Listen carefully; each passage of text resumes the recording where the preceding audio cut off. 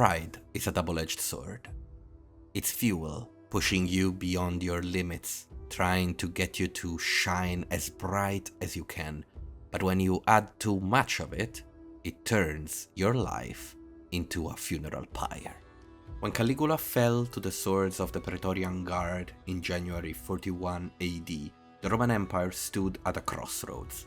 Ancient writers describe the scene as a mixture of blood and confusion. Josephus paints the moment with vivid tension. Caligula, abandoned by his entourage, tried to hide behind a curtain in the palace before being cut down by tribune Cassius Dio.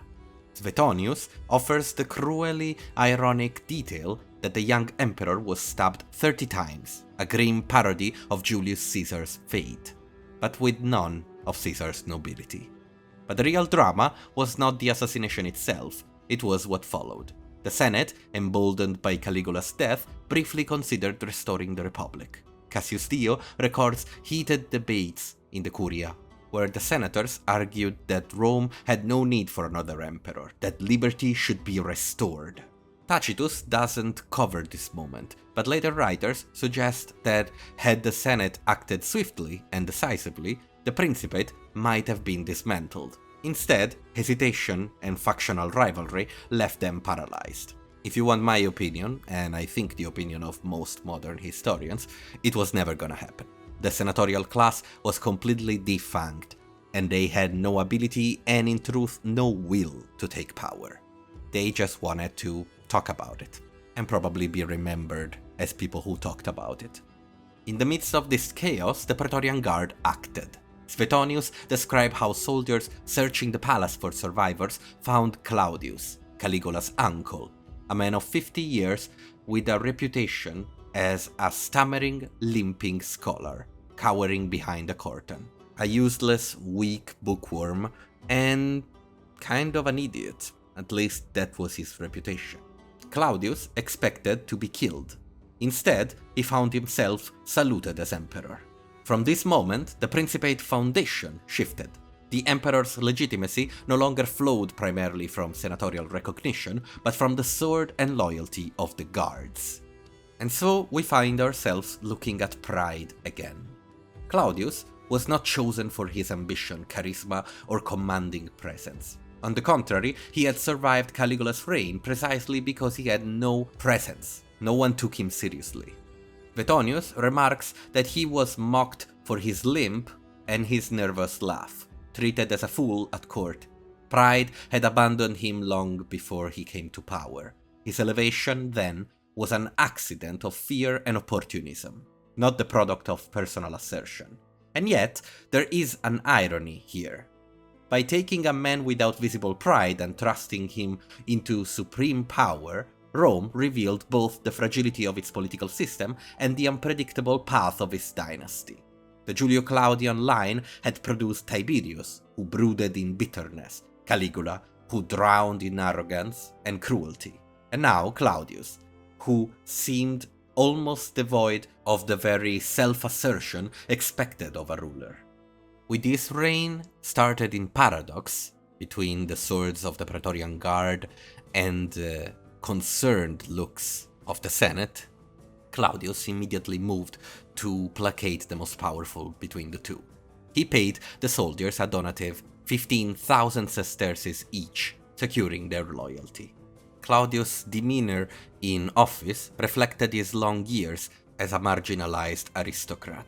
Suetonius describes how he deferred excessively to his advisors, conscious of his lack of political experience. He relied heavily on freemen and ex-slaves, men like Narcissus, Pallas, and Callistus, who became infamous for their influence over the imperial policy. To many senators, this reliance was humiliating. The highest office of the state were now mediated by men who, by Roman standards, should have been invisible. Tacitus sneers at this, writing that Claudius was enslaved to his wives and freedmen, implying he lacked the proud independence expected of a ruler. Yet, here the theme of pride becomes complicated. Claudius' humility, or perhaps his lack of ego, allowed him to embrace administration with an almost bureaucratic precision. Far from being paralyzed, he worked tirelessly to reform the machinery of the state. He personally presided over judicial cases, often sitting for hours to hear petitions. Inscriptions record his involvement in the expansion of aqueducts and the improvement of the port of Ostia, alleviating Rome's chronic grain shortages. Far from being the clown described by his enemies, Claudius proved an industrious, if pedantic, administrator. One striking example of his cautious yet steady approach lies in his speech to the Senate about admitting Gallic nobles into the Rome's political body. Preserved into the Leon tablet, Claudius argues that Rome's greatness came from its ability to incorporate outsiders. What was once the clothing of Alba Longa, then of Etruria, then of Latium, is now of the whole world. His reasoning was pragmatic, even scholarly. It didn't have the fiery oratory of a proud conqueror. It revealed a mind shaped by study and historical perspective rather than military arrogance. But Claudius' humility was also a weakness, especially in his private life. His wives exploited him hard. He was wed 4 times, with the last 2 ones being the most important and the ones we're gonna talk about. Messalina, his 3rd wife, known for her beauty and her arrogance, infamously conducted open affairs and even attempted a mock marriage with her lover, Gaius Silius. When the scandal came to light in 48 AD, Claudius ordered her execution. Suetonius claims he was stunned into silence by her betrayal. Their marriage lasted 7 years. His final wife, Agrippina the Younger, manipulated his trust to secure power for her son, Nero. Claudius, ever bookish and deferential, seems to have believed he could control the ambitions of others by granting them authority. Pride might have shielded him. Instead, his lack of it left him vulnerable. Economically, Claudius' reign oscillated between stability and strain. The expansion of citizenship and incorporation of new provinces, Lycia, Thrace, Mauretania, and later Britain, increased Rome's tax base, but these gains were often consumed by the enormous expenses of the court, donatives to the guard, and military campaigns. Cassius Dio records grain shortages in the early years of his reign that caused panic in the capital. Claudius personally walked into the forum. Suetonius says to reassure the people, exposing himself to danger to calm the crowd. Again, humility, the willingness to appear vulnerable before the masses. There is a strong contrast between this and the aloof pride of other emperors. Claudius' military ventures also reflect this tension. The invasion of Britain in 43 AD, his greatest achievement, was not born of personal ambition. Cassius Dio notes that Claudius joined the campaign only after the legions had already secured victory under their general Aulus Plautius. When Claudius entered Britain with elephants and reinforcements, he did so more as a figurehead than a commander. Yet Rome celebrated him as Britannicus, a conqueror. Pride thrust upon a man who, by temperament, seemed more comfortable in libraries than on the battlefield. But let's not leave the conquest of Britain as a footnote and go into detail about it. Rome had long eyed the misty island of Britain, a land Julius Caesar had invaded twice in 55 and 54 BC, but never conquered. For nearly a century after, the island remained beyond direct Roman rule, a place of trade, exile, and myth. By Claudius' time, Britain was both an opportunity and a risk, wealthy in resources, at least theoretically, yet dangerous to subdue. For Claudius, it became the stage on which his reign would project strength to the empire, even if strength was not truly his own. It is through the eyes of Cassius Dio that we see this campaign with detail. In 43 AD, Claudius sent Aulus Plautius with 4 legions across the channel, facing resistance from tribes under Caratacus and Togodomnus. The Britons avoided direct battle at first, retreating into forests and marshes where they launched sudden attacks, forcing the Romans into a cautious pursuit. Only after a series of skirmishes did Plautius bring them to a pitched battle near a river, almost certainly the Medway. There, over 2 days of brutal fighting, Roman auxiliaries crossed first and pinned the enemy until the legions forced the passage. The Britons, outmaneuvered and cut down in open combat, fell back to the Thames. In the next confrontation, Togodumnus was killed, breaking the unity of the resistance. When Plautius had established a foothold, he halted and summoned the emperor himself to claim the glory. Claudius, hesitant to lead from the front, arrived only once the decisive fighting was done. Suetonius notes that Claudius stayed in Britain just 16 days, long enough to stage a triumph with elephants and receive the submission of local chieftain, but hardly long enough to wage a campaign. The symbolism mattered more than the reality. In Rome, Claudius' triumph was celebrated with extraordinary pomp. He took the honorific Britannicus, a title extended to his son as well, and for once was celebrated. Triumphs were rare for emperors. Augustus had refused one, preferring moderation. Claudius embraced it. He felt he needed it. By the fact that he was the prideless man he was, he needed something to legitimize his reign. The Senate and the people needed a reminder that their bookish emperor could also embody martial virtue. Britain, though only half conquered, became a reminder. This raises a subtle point about Claudius' character. His lack of personal pride did not mean he was blind to its political value. He understood that Rome required its emperor to appear proud, even if he himself felt more comfortable as a scholar. In this sense, Claudius weaponized pride without possessing it. He borrowed the aura of conquest to silence critics who mocked his limp, his stammer, and his reliance on his advisors. But why invade Britain? The logic, on an economic level, was sound. The new province promised taxes, slaves, and resources, tin, grain, and cattle. Yet, in practice, conquest drained the treasury. Campaigns were costly, and pacifying Britain would occupy Roman forces for decades, and in the end maybe prove completely impossible. Tacitus, writing later in his Agricola, suggested that Britain was a mistake. It brought more glory than profit. Claudius, however, did not live to see its financial returns on its rebellions. For him, Britain was less about wealth and more about the image of Rome expanding under his rule.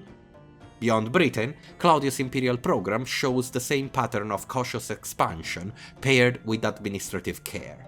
He annexed Mauritania in North Africa, Lycia in Asia Minor, and Thrace in the Balkans. These were not grand conquests of a proud warrior emperor, but the piecemeal additions of a careful ruler, securing better frontiers for future stability. So Claudius fought against the charge of being a weak man all of his life. He did not completely win this fight. Tacitus recounts a telling moment in 47 AD when Claudius presided over a public spectacle in the Fucine Lake. As ships clashed in a mock naval battle, the crowd mocked him, chanting insults about his timidity. Claudius, ever sensitive, responded with self-deprecating humor, but the laughter of the masses underscored a truth. He was the emperor, yet never commanding. Pride would have silenced critics. Claudius endured them. That's the best he could do. The Senate remained skeptical about him until the end. When Claudius died in 54 AD, whether by natural causes or poisoned mushrooms prepared by Agrippina, his wife, they granted him deification, but with little enthusiasm. The famous philosopher, an important character in the story we are about to tell, Seneca, in his biting satire, mocked the idea, turning the dead emperor into a figure of ridicule. To the senatorial class, Claudius' lack of pride had left him unworthy of reverence, even in death. The same men who were terrified of Caligula mocked Claudius. They were gonna get what they deserved, if one takes this kind of narrative approach. When Claudius died, after all, there was no obvious successor. Or, well, there was one. Claudius had his own son, Britannicus, born of Messalina. By Roman logic, Britannicus carried the stronger bloodline claim. Yet, Agrippina the Younger, Claudius' last wife, had maneuvered for years to secure the throne for her own son, Lucius Domitius Ahenobarbus, renamed Nero Claudius Caesar upon adoption. Agrippina's role in this succession cannot be overstated.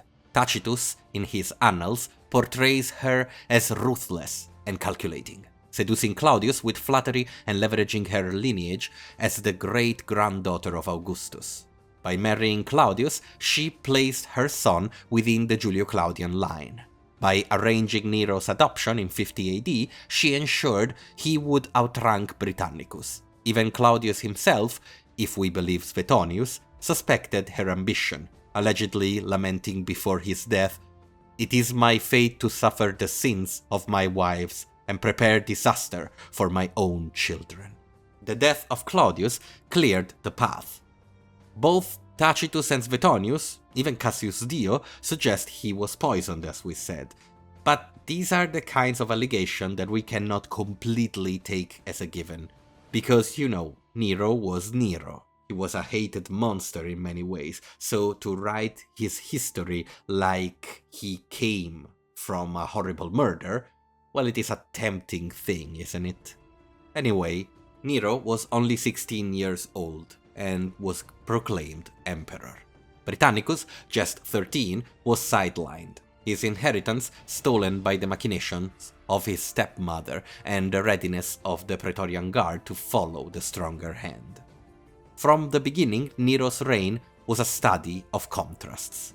Outwardly, he appeared modest. Suetonius recorded his first speech to the Senate, in which he promised to restore their ancient dignity, refrain from arbitrary executions, if you can believe that, and govern in harmony with traditional institutions. Tacitus notes that these promises won him early favor.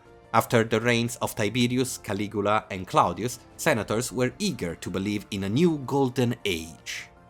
They didn't know that they had lived their last golden age for a while under Claudius. Behind the facade, however, Agrippina influence was overwhelming. Coins from the early years of Nero's reign depict both mother and son, an unprecedented visual equality. In court, Agrippina sat beside the emperor, received foreign envoys, and styled herself Augusta. Cassius Dio comments that she was not content with equal honors, but claimed for herself the very prerogatives of the emperor. So in a way, Agrippina had used Nero to get the empire herself. This dynamic, a young emperor lacking pride overshadowed by a mother overflowing with it, became the crucible of Nero's early reign. Agrippina's pride was both his shield and his curse. She secured his throne, but in doing so, she made him appear weak, a puppet of her ambition. Tacitus suggests that senators and generals alike whispered that the true ruler of Rome was not Nero, but Agrippina. The situation sharpened with Britannicus. As long as Claudius' natural son lived, Nero's legitimacy was insecure. Anyone could take the banner of Britannicus and fight him. In 55 AD, at a banquet, Britannicus suddenly collapsed after drinking poisoned wine. Tacitus reports that Nero orchestrated the murder, using a drug provided by Locusta, the notorious poisoner. Suetonius and Dio agree Britannicus was eliminated to secure Nero's rule. For the first time, Nero's pride, or perhaps his insecurity, demanded blood. And yet, even with this happening, in those early years, Rome saw more hope than fear. Nero, under the guidance of his tutor, Seneca, and the Praetorian Prefectus Burrus, issued edicts that reduced taxes, ended secret trials, and staged lavish public games. Tacitus praises the administration of Seneca and Burrus as a period of moderation, contrasting Nero's youth with the wisdom of his advisors. Here, pride was tempered, contained, shaped into something palatable. But Agrippina's presence loomed. She reminded Nero constantly that she had made him emperor. that he owed his throne to her. Tacitus recounts scenes of violent arguments between mother and son, as Agrippina demanded more honors and Nero, reaching adulthood, started to rebel under her dominance. Pride began to stir within him, the pride not of humility, but of resentment. A young emperor could not long endure being ruled by his mother. The young Nero also was starting to rebel against Seneca and Burrus, the two men who were holding the empire together and moving it toward more stability. Suetonius tells us that he dreamed not of law and war, but of music and performance. He wanted to sing on stage, to drive chariots in the circus, to be adored not as emperor but as an artist. In these desires, pride began to shift.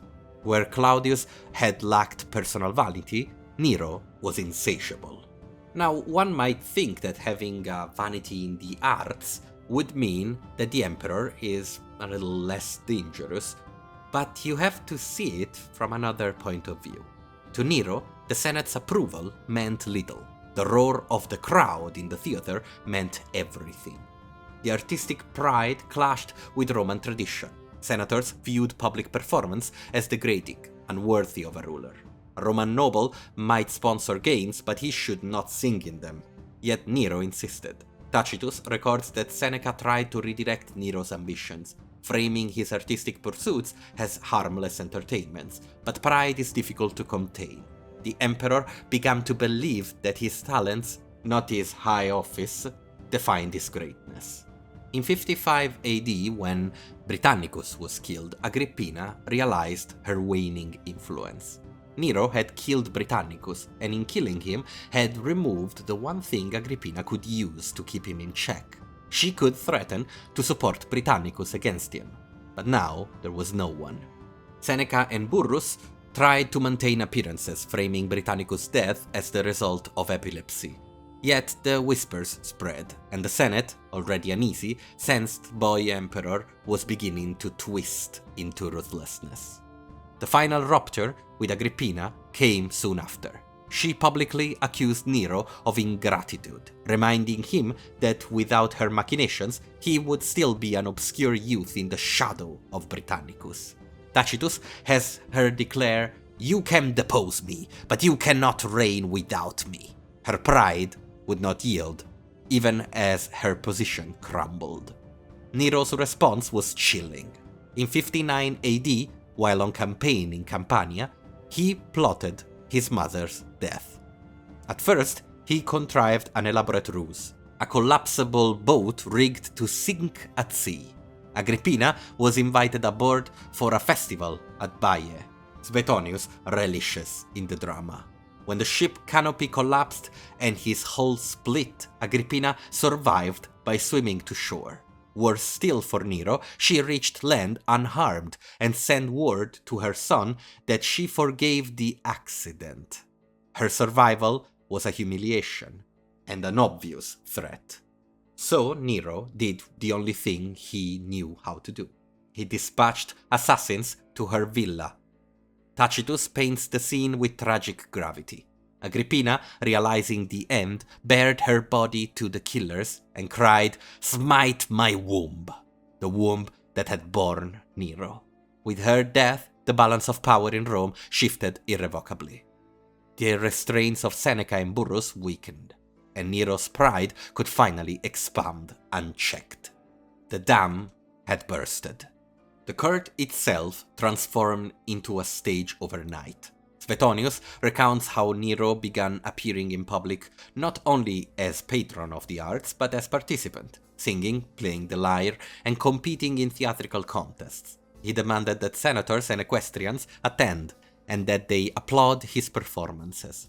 Cassius Dio records the humiliation of Rome's elite, forced to sit through hours-long recitals where no one dared leave, not even in cases of illness or childbirth, lest they appear to insult the emperor's pride. Now with this we go back to something we talked about with Caligula in our previous video. The bad emperors of Rome had a range to their negative effects.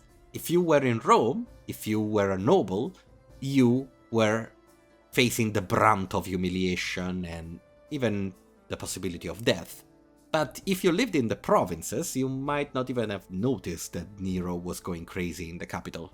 That is the strength of the Roman Empire, the fact that the structure was stronger than the center. The structure survived, it didn't matter who was on top of it. Quickly, Nero found himself free of his masters. Burrus died in 62 AD, and Seneca, increasingly sidelined, withdrew from politics completely. He was later accused of complicity in conspiracy and ordered to end his own life. Nero quickly surrounded himself with flatterers. Tigellinus, the Praetorian prefect who encouraged cruelty, Poppaea Sabina, the ambitious mistress who would become his empress, and a circle of sycophants who cheered his every whim. Economically, Nero's pride in spectacle drained the treasury, and this is an effect of his reign that has some kind of collapsing effect on the empire itself. Games, distributions, and monumental building projects consumed vast sums. To fund them, taxes increased, and wealthy senators faced charges of treason that ended conveniently with confiscations. Tacitus describes how accusations became a tool of revenue.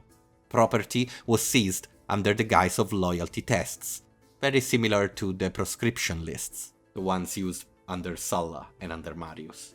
Abroad, Nero's pride sought glory without bloodshed. His most famous triumph was the settlement in Parthia in 63 AD, when Tiridates, brother of the Parthian king, traveled to Rome to be crowned by Nero himself. The ceremony, rich in pomp, was described by Cassius Dio as a spectacle rather than a victory. Yet, for Nero, it was perfect. He gained prestige without risk, pageantry without the dangers of war.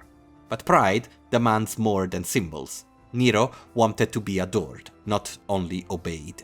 He began appearing as Apollo with the lyre, as Helios crowned with rays, fusing even more imperial power with divine imagery. Suetonius reports that he had statues erected of himself in colossal scale, a living god whose pride encompassed heaven and earth. It was against this backdrop that disaster struck: the Great Fire of Rome in 64 AD. Tacitus offers the most detailed account, describing how flames consumed 10 of the city's 14 districts over the course of 9 days. Rumors quickly spread that Nero himself had ordered the fires, either to clear space for his grand architectural projects, or, as some whispered, to watch the spectacle. The image of the emperor singing of Troy's fall as Rome burned, immortalized by later tradition, captures perfectly how his pride had detached him from the suffering of his people. Tacitus does not confirm this rumor, but he does take note of it. Whether from accident or design, it became the belief. Now, did Nero do it? Impossible to say. What is certain is that Nero's response revealed his character. He seized vast swathes of the ruined city for his Domus Aurea, the Golden House, a palace of such scale and extravagance that it seemed the city itself existed only to frame his dwelling. The complex included gardens, lakes, and a colossal statue of himself as the sun god. At last, Suetonius quotes him, "I can live like a man." Pride had consumed the ruins of Rome to build his dream. To deflect blame from the fire, Nero turned outward. Tacitus records the first imperial persecution of Christians, a small marginal sect in Rome at the time. They were accused of arson, tortured, and executed in grotesque display. They were burned as torches, torn by dogs, or crucified. Tacitus, though hostile to Christians, calls their treatment excessive, motivated less by justice than by Nero's desire to deflect suspicion. Pride demanded that no stain touch the emperor, others would pay the price. But it didn't matter. People were beginning to take note of the situation, to prepare, to act. The turning point came in 65 AD with the so-called Pisonian conspiracy, Rome's most serious plot against an emperor since Augustus survived the daggers of republican loyalists. Led by Gaius Calpurnius Piso, The conspiracy drew in senators, equestrians, officers, and even some of Nero's closest associates. Tacitus provides a grim catalogue of the aftermath. Dozens were executed or forced to commit suicide, including the poet Lucan. It was in this conspiracy that Seneca was forced into ending his life. The philosopher, once the moderating hand on the young prince, was now compelled to open his veins. At death scene, Tacitus narrates with stoic dignity, contrasting the restraint of the sage with the prideful vindictiveness of the emperor. The purge bred fear, but also deepened Nero's isolation. No longer he even pretended to govern through the Senate. Instead, he retreated further into his world of performance and fantasy, launching his artistic career in Greece in 66 AD. Cassius Dio paints a surreal picture. The Emperor of Rome competing in musical and athletic contests, demanding victory in every discipline, crowned with laurel not for conquest but for song. Meanwhile, cracks widened on the empire frontiers. In Britain, Boudicca's revolt between 60 and 61 AD, a story that maybe deserves a video in itself, had already tested Roman control, brutally suppressed only with great loss. In Judea, resentment against Roman misrule erupted into full-scale rebellion in 66 AD, beginning the First Jewish-Roman War. Nero's attention, however, was fixed on applause in Greek theatres. Tacitus remarks bitterly that the emperor considered himself fortunate that while he sang, revolts could be put down by others. The final blow came from the provinces themselves. In 68, Gaius Julius Vindex, governor of Gallia, raised revolt against Nero's taxation and mismanagement. His cry was not merely against fiscal oppression, but against the shame of Rome ruled by a performer. Though Vindex was defeated by the loyalist governor Verginius Rufus, the spark had caught. In Hispania, the governor declared himself legate of the Senate and Roman people, a direct challenge to Nero's legitimacy. Suddenly, Nero's pride was forced to face reality. Servius Sulpicius Galba was the governor of Hispania, and he paid handsomely the Praetorian Guard to betray their emperor. The Senate immediately declared him public enemy. The people of Rome, once entertained with games and grain, now groaned under taxes and shortages. Even his own freedmen abandoned him. Suetonius offers a haunting image of Nero's final hours. Fleeing Rome with a handful of companions, he wandered in panic, searching for refuge. He contemplated begging the people for forgiveness, even maybe appearing in public to perform for them.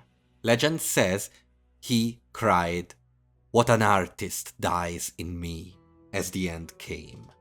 He drove a dagger into his own throat with the help of a freedman, dying at the age of 30. With Nero's death, the Julio-Claudian dynasty ended. From Augustus to Nero, the family had ruled Rome for nearly a century. Yet its collapse came from within. One might even say it came from Augustus himself. What if, after all, Augustus had created a machine that only he was capable enough to drive? What if the Principates, the political structure of the early Roman Empire that mixed the new empire with the old republican ways, was too complicated, too delicate? It is a classic thing, after all, for incredibly capable political figures. Bismarck did the same thing, created a network of alliances and balances so complex he was the only one capable of working with them. A disaster waiting to happen. When Nero died in 68 AD, Rome entered the chaos of the Year of the Four Emperors. Civil war swept across the empire, armies marched against each other, and the throne became a prize of military might. The Julio-Claudians had ended not with a natural succession, but with a vacuum of legitimacy. Pride had destroyed the first imperial dynasty and left Rome to search for a new balance between ruler, people, and power. So let's look forward to the fatal four-way, to put it in wrestling lingo, for the future of Rome.